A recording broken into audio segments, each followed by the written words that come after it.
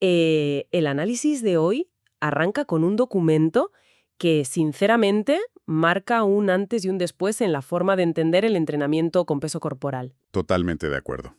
Es fundamental. Hablamos de unos extractos muy reveladores que llevan por título Ciencia y fundamentos del entrenamiento profesional en calistenia.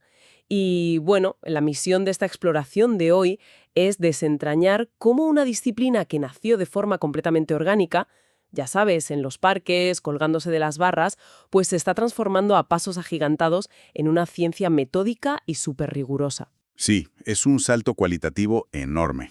Es decir, es ver cómo se transita de ser simplemente alguien con mucha habilidad en la calle a convertirse en un auténtico profesional del movimiento. Así que, vale, vamos a desgranar esto porque al sumergirse en las páginas de este texto queda clarísimo que esto no es una rutinita básica para sudar. Que vas para nada. Es un manual de arquitectura corporal pura y dura. Es que es eso, arquitectura. Y para asimilar bien lo que propone este documento, hay que fijarse en la línea roja que traza el autor desde el mismísimo primer párrafo. Establece una frontera enorme entre lo que denomina imitación y lo que es una verdadera intervención profesional. Claro, la imitación de toda la vida. Exacto. Históricamente en los parques se ha aprendido por imitación. Alguien ejecuta un movimiento muy complejo y los demás intentan replicarlo a base de repetición pura.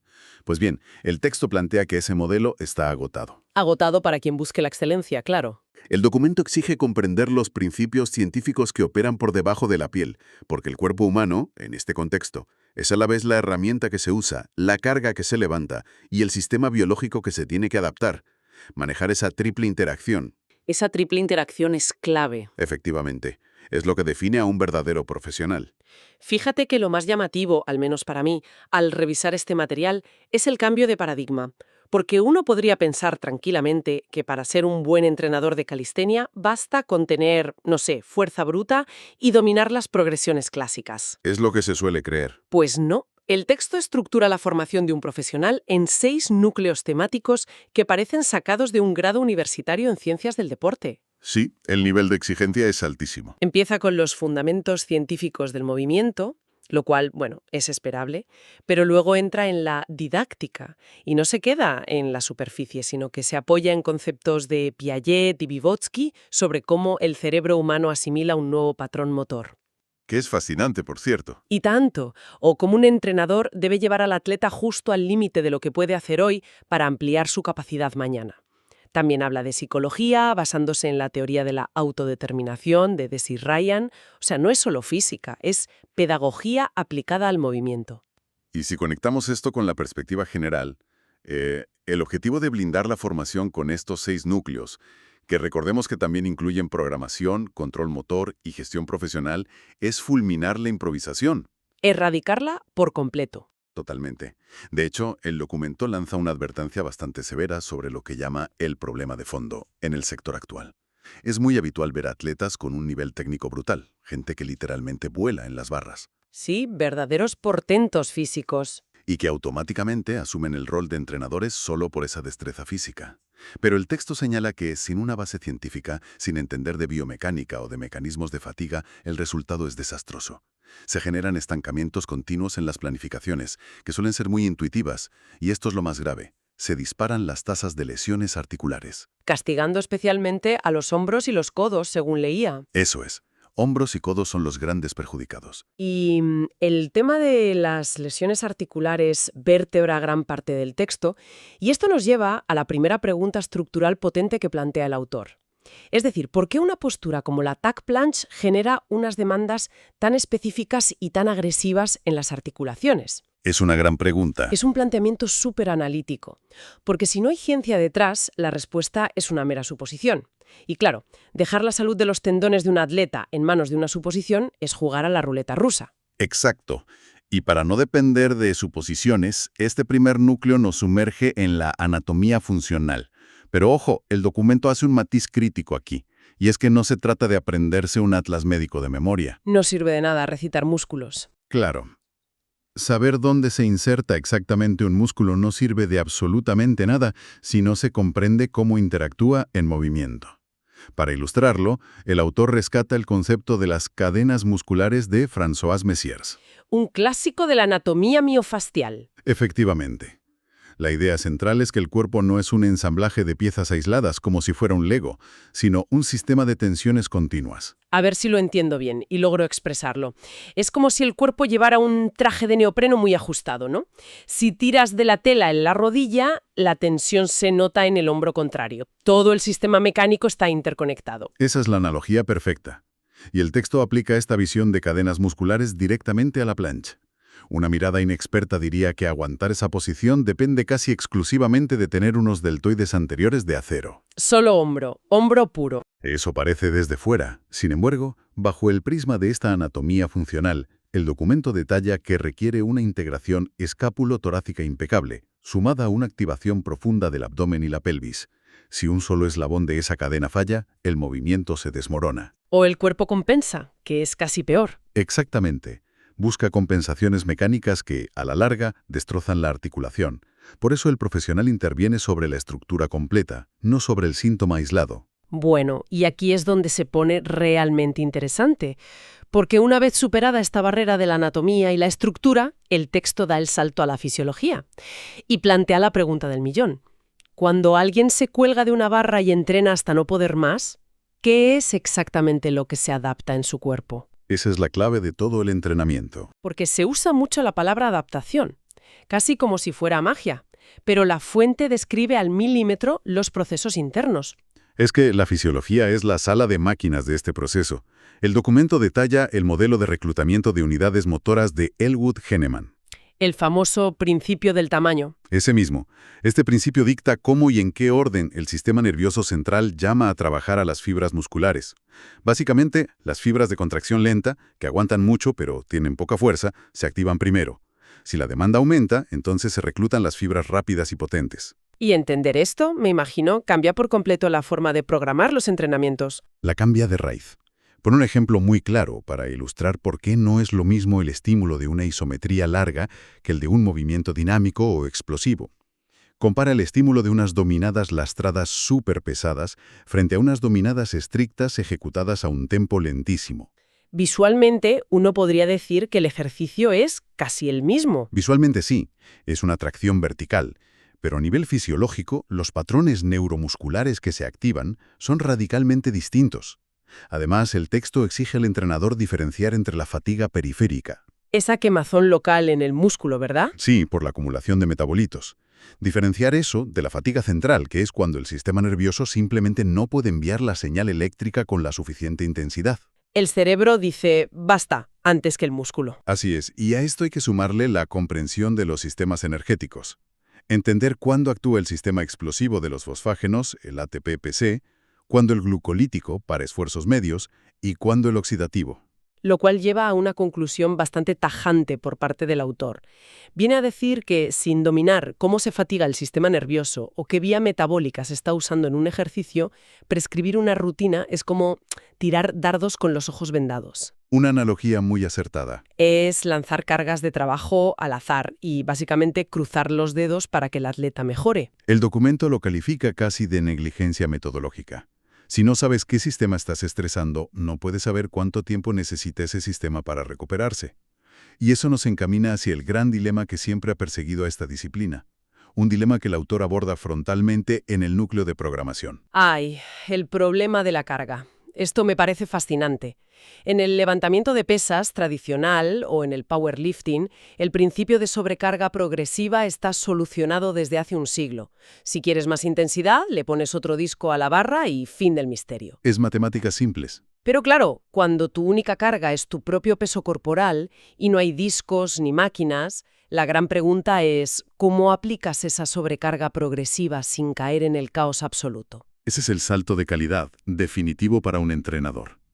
Y para resolverlo, el texto acude a la ciencia clásica del entrenamiento deportivo, citando nada menos que a Tudor Bompa, una de las figuras históricas de la periodización deportiva. Palabras mayores. Sí, el modelo de Bompa demostró que la adaptación óptima requiere una variación inteligente y muy estructurada de los estímulos. Lo que hace este documento es coger esa ciencia, que estaba pensada para atletas olímpicos o levantadores de halterofilia, y traducirla al idioma del peso corporal.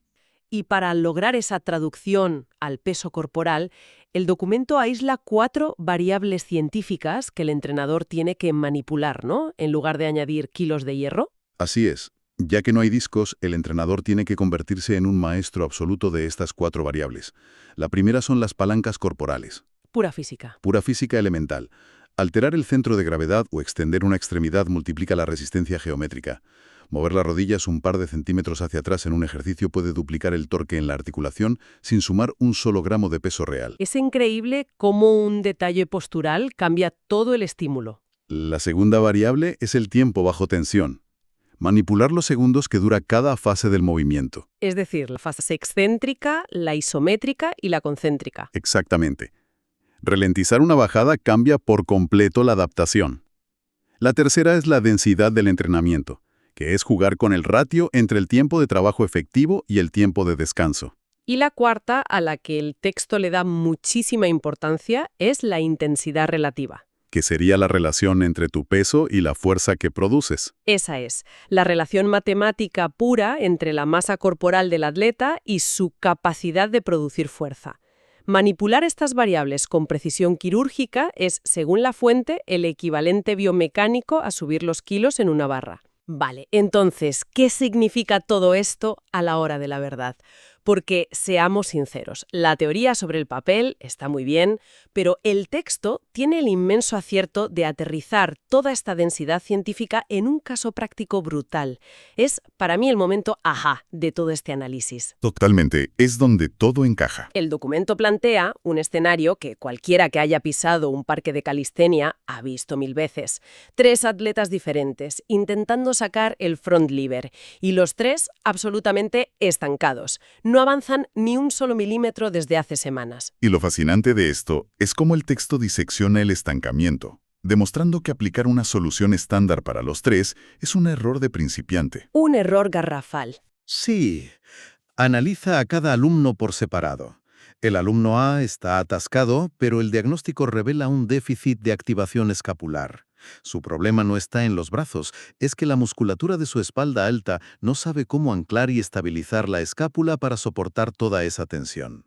Le falta ese control motor básico. Por otro lado, el alumno B tiene un estancamiento causado por pura falta de fuerza máxima en los músculos extensores del hombro.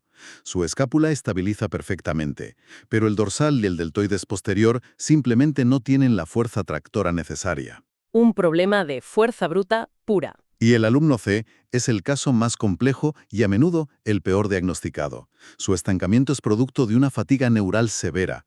Ha estado entrenando con tanto volumen y tanta frecuencia que su sistema nervioso central está literalmente frito. No puede reclutar las fibras necesarias aunque el músculo esté intacto. Y fíjate en el contraste que hace el documento aquí. Señala que un entrenador empírico, alguien sin esa base científica del núcleo 1 que comentábamos, miraría a estos 3 atletas y les daría exactamente el mismo consejo. A los 3 les diría, haz más intentos, inténtalo con más ganas, tira más fuerte. Y es ahí, justo ahí, donde reside el verdadero peligro. Claro, sobre todo para el último. Imagínate, decirle al alumno C que está sufriendo una fatiga neural aguda que haga más intentos. Es empujarlo directamente hacia el sobreentrenamiento clínico o, peor aún, a la rotura de un tendón. Su problema es el exceso, no la falta de esfuerzo. La ciencia permite individualizar. Esa es la magia. La ciencia permite que la solución sea tan individual como el problema. Al alumno A se le programarán ejercicios muy específicos de control motor para reeducar esa escápula. Al alumno B, bloques de hipertrofia y fuerza máxima enfocados en sus extensores. Y al alumno C, supongo que a descansar. Exacto. Al alumno C se le prescribirá una descarga, una reducción drástica del volumen de entrenamiento, para que su sistema nervioso se recupere. Es en este punto exacto del texto donde el autor lanza una afirmación categórica. Mediante este conocimiento, el entrenador deja de ser un mero demostrador de habilidades para convertirse en un arquitecto del rendimiento corporal. Arquitecto del rendimiento corporal. Vaya, es un concepto súper potente y creo que resume a la perfección el espíritu del texto. Sin duda. De hecho, al recapitular todo lo que plantea este manual a lo largo de las páginas, emergen 3 aprendizajes esenciales que redefinen esta disciplina por completo. El primero es innegable. Sin una comprensión profunda de la anatomía funcional, cualquier intento de progresión es, como decíamos, jugar a los dados con las articulaciones. Totalmente innegociable. Ese uno que la verdadera fuerza relativa no se logra acumulando intentos fallidos hasta la extenuación, sino manipulando milimétricamente variables como las palancas y la densidad. El modelo de Bompa aplicado. Y el tercer aprendizaje es que dominar estos principios teóricos es la única vía para transformar una afición de parque en un método de intervención riguroso. Al final, todo esto es una lección magistral sobre pensamiento crítico. Subraya la gigantesca diferencia entre ser capaz de ejecutar un movimiento dificilísimo y saber cómo decodificarlo para enseñárselo a otra persona de forma segura. Es una síntesis muy precisa de lo que busca el documento.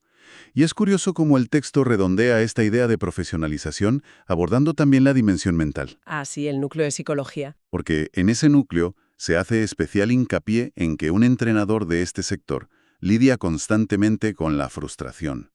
Entrenar habilidades de esta magnitud como un front lever o una plancha requiere meses, a veces años de trabajo oscuro, y el atleta a menudo no ve progresos diarios. Es un trabajo muy desagradecido a veces. Muy lento.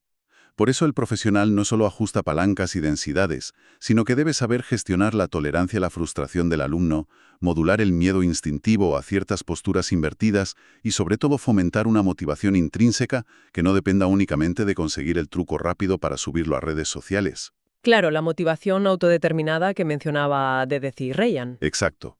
Todo esto, unido a una fuerte ética profesional que sepa reconocer cuándo hay que derivar a un atleta a un fisioterapeuta, conforma el perfil de un experto verdaderamente integral. Es un perfil de una exigencia altísima. Yo estaba asombrada leyendo esa parte. Y hay un detalle hacia el final de los extractos, en una sección que el documento titula Dimensión estratégica, que deja una idea flotando en el aire muy sugerente. Sí, la visión de futuro de la disciplina. Eso es. El texto hace un apunte sobre cómo la calistenia está inmersa en una profesionalización tan acelerada que ya empieza a mirar de tú a deportes con siglos de estructura, como la gimnasia artística. Advierte que para sobrevivir en ese escenario hipercompetitivo, la evaluación objetiva y el argumento científico son innegociables. Son la nueva norma. Pero claro, partiendo de esa premisa del autor, a uno le surge una reflexión casi filosófica. A medida que esta disciplina, que nació en la crudeza del asfalto, adopta toda esta hiperrigurosidad metodológica, estas evaluaciones neuromusculares de laboratorio y estas estructuras dignas del deporte olímpico, Se corre un riesgo, ¿verdad? esa es la pregunta. Uno no puede evitar preguntarse si se corre el riesgo de dejar algo sumamente valioso por el camino. Es decir, ¿podría esta excesiva academización ahogar esa libertad creativa, esa accesibilidad inmediata y esa rebeldía urbana que fueron precisamente la chispa que hizo explotar a la calistenia como fenómeno mundial en primer lugar?